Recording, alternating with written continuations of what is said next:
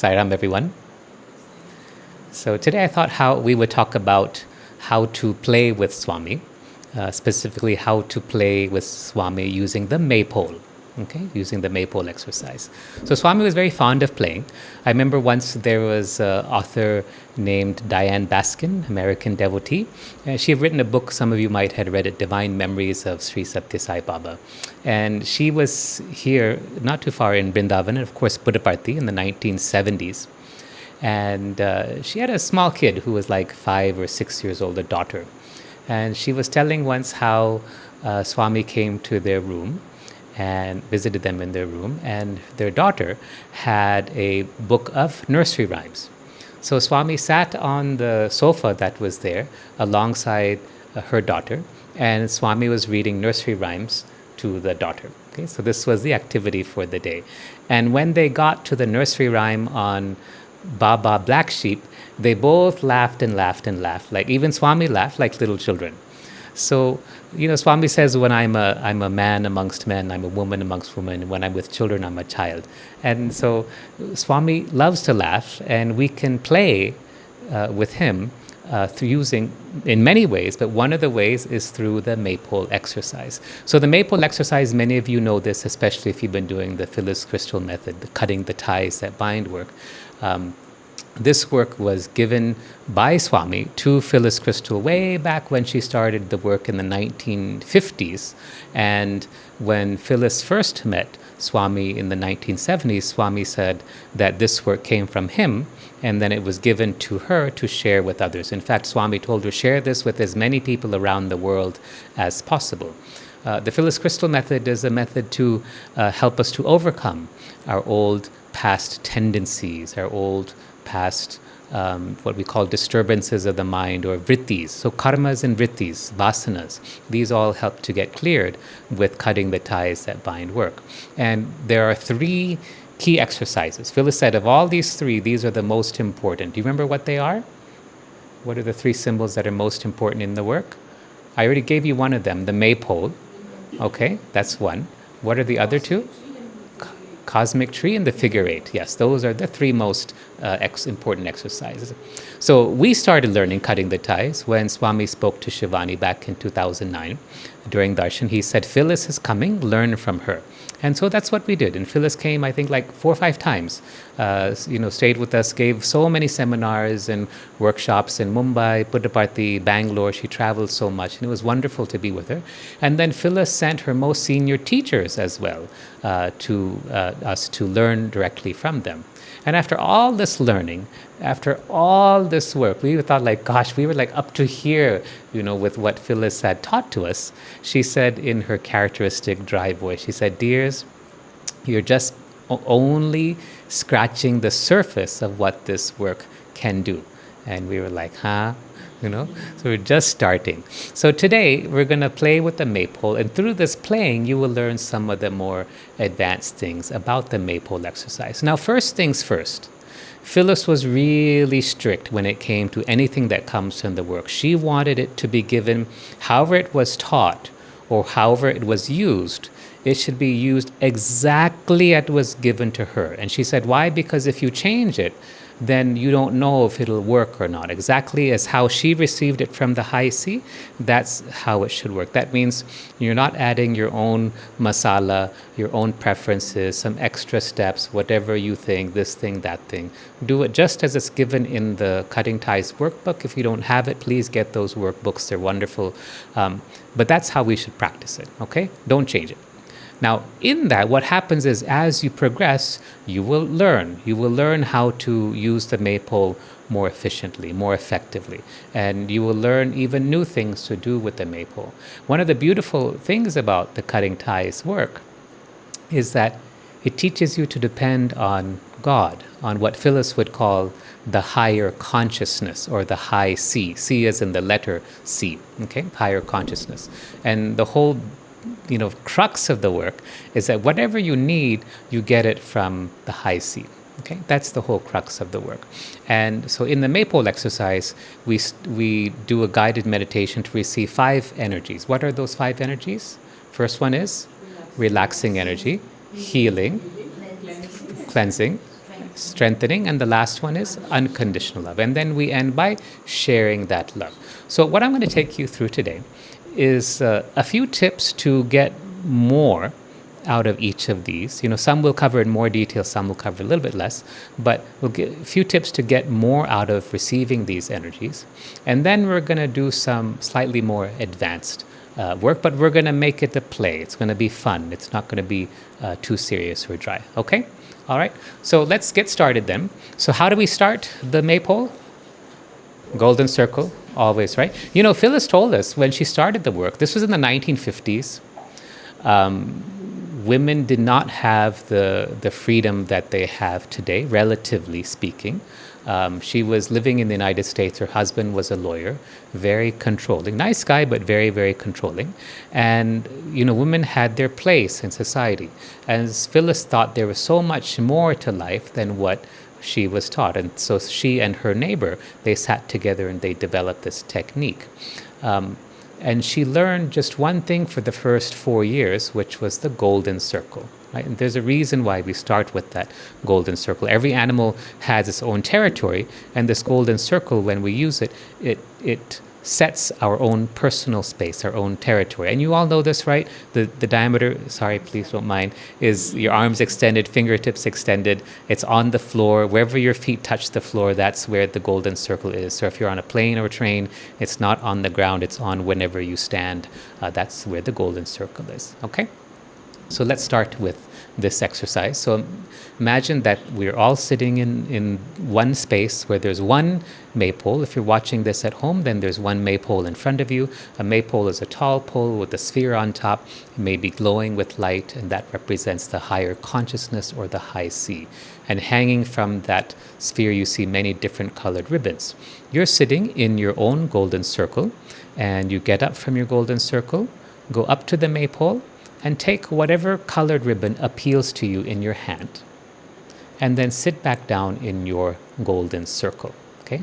This ribbon represents your connection to the higher consciousness or to the high C. That high C means the God self, the Baba self, the Swami within all of us. And at the high C level, we're all the same. Now, if you'd like, you can tug on the ribbon. You can give a gentle tug just to see that you're connected. And see what happens. See what Swami does when you do this. Make it fun. Don't make it serious. Make it fun. Play with Swami. All right? Now ask him to give you relaxing energy. Relaxing energy. You can think, feel, visualize, or imagine that you're receiving this relaxing energy directly from the high C. And as you breathe in, let this relaxing energy go to all parts of you. And as you breathe out, let go of any tension, stress, worry, or anxiety that you may be carrying. You can take a deep breath in. You can lift up your shoulders to your ears, like you say, I don't know, and then with a big exhale, breathe out all your tension and stress. Phyllis would tell us during this part of the Maypole exercise that relaxing is really just let go, let go, let go. It's not just stress that you have to relax from. Let go, let go, let go. Now ask the high C to send you healing energy, healing energy. All of us have something in our body that's not just quite right. And we all have these things. And so with this healing energy, we can heal ourselves, not just only physically, emotionally and mentally and spiritually as well. It could be old traumas. It could be old beliefs that no longer suit you. Think, feel, visualize, or imagine this healing energy coming to you.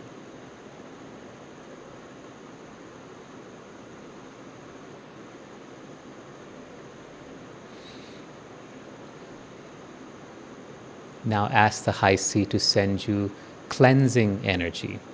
Cleansing energy. You can think, feel, visualize, or imagine this cleansing energy coming to you. You can imagine it like a waterfall if you like, or perhaps a shower, or a lake, or a tub, whatever comes to your mind.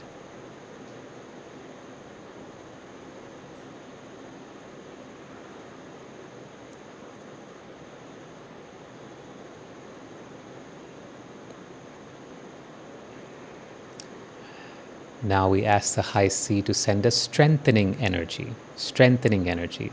Phyllis would say that so many people come to her saying that they're so tired. But that's because they rely on their small ego self instead of relying on their divine high sea self. So when we rely on the high sea, we have all the strength that we need. In fact, we would see Phyllis at the end of a long day, after a long seminar, and she would be as fresh as a flower, and we, who were many decades younger to her, would be so tired from the day's activity because she would rely on this strengthening energy from the high sea.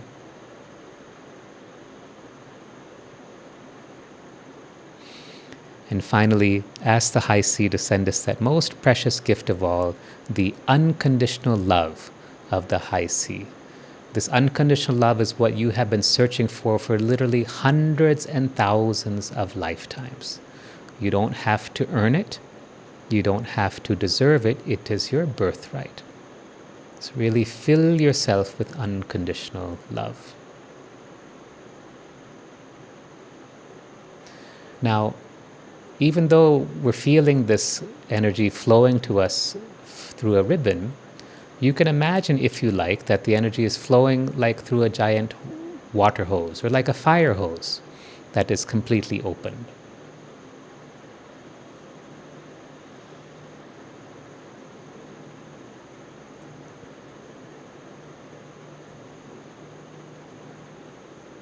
Okay, good. Let's come back for a moment. You can move your hands and feet. So now you're all high seat up and you're ready to go on to the next stage. Normally what we would do is, right, we would put our hands together like we're praying, and then we would allow or ask the high sea to send its unconditional love through us to places in the world that need help, to people in the world that need help, family members, starting with world leaders and others, like hospitals and jails and prisons and whatever. And then finally to our own family members, and then to ourselves, right? So this is the usual order that we do. That's great. Now, what I'd like to do, though, is just go a bit deeper into this. So what's happening in today's world is I see that many of you, me too, our minds are going doing like this, no? And if we're not careful, it happens way too much.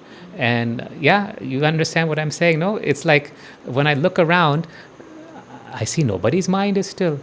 Everyone's mind is going choing like this. I don't know how YouTube is going to transcribe it's choing, okay? But that's what's happening in today's world. It's just jumping up and down our minds, and that's because of these turbulent times that we live in. It's okay, it's normal. But when we learn to keep our minds still, then we can see the truth for what it is. We can understand that all of this is a play, all of this is a dream.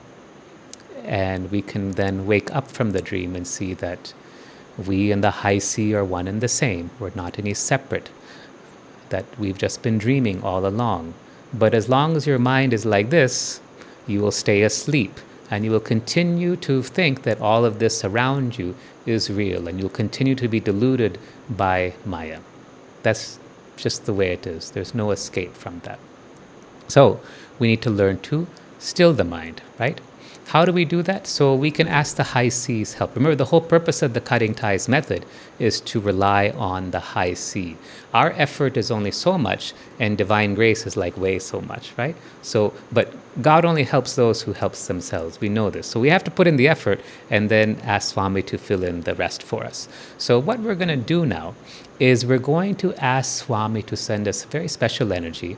In Sanskrit, there's a particular word. It's called stitha or stir. Did I say that right? I never say it right. I get teased because my accent is always the way it is. Okay? Stir or? Stitha. Stitha. What she said. Okay? Basically, it means steadiness. Okay? Steady, inner steadiness, inner stillness. Inner stillness is what it means. So we're going to ask Swami to send us this stitha energy. Okay, just imagine my accent changed for 1 second when I said that word. Okay, we're going to ask Swami to send us this energy. And what I want you to do, see, when you receive this energy, don't make it mental. Okay? Many of you are still doing your sadhana from the mental level, from the mind level. You won't succeed. You won't succeed. So what you have to do is allow this energy to come to you and then flow through you. That's the key. Swami's energy, the high seas energy, is coming to you and then it's flowing through you. You're asking Swami to send you the unconditional love of the high sea, right? Let it come to you and flow through you. That's the secret.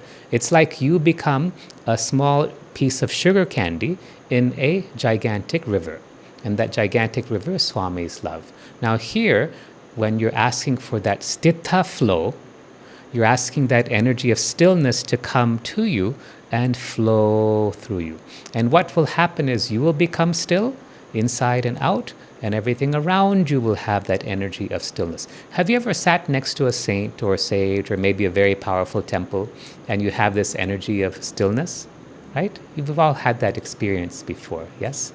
This is one of the ways to do that. Okay, so let's go back to the maypole, back to your golden circle.